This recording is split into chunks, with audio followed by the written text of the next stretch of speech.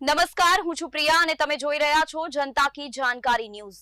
નજર કરીએ આજના સમાચારો। ભાલવામાં વિશ્વ હિન્દુ પરિષદ દ્વારા બિરસા મુંડાના જન્મજયંતિ નિમિત્તે આયુર્વેદિક સર્વરોગ નિદાન કેમ્પ યોજાયો।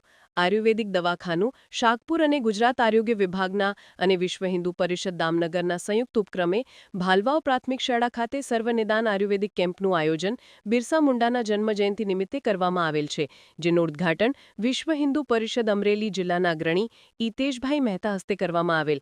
આ કેમ્પના સરપંચ શ્રી કલ્પેશભાઈ વિરાણી, શાળાના આચાર્ય જયભાઈ દવે, વિશ્વ હિન્દુ પશુ દામનગર પ્રખંડ અધ્યક્ષ ઘનશ્યામભાઈ પરમાર, શાસ્ત્રી શ્રી સુનિલભાઈ ઠાકર ઉપસ્થિત રહેલ।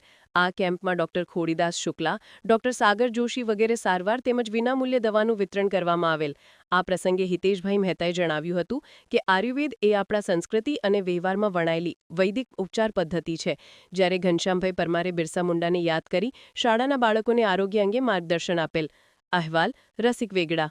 કચેરી ગાંધીનગર તથા જિલ્લા આયુર્વેદ અધિકારી શ્રી અમરેલી તથા વિશ્વ હિન્દુ પરિષદ અમરેલી દામનગર વિભાગના સાથ સહકાર તેમજ સરપંચ શ્રી ભાલવાવના સાથ સહકારથી ભગવાન બિરસા મુંડાના જન્મ દિવસ નિમિત્તે ભાલવાવ પ્રાથમિક શાળા મુકામે સર્વરોગ આયુર્વેદ નિદાન કેમ્પનું આયોજન કરવામાં આવેલ છે।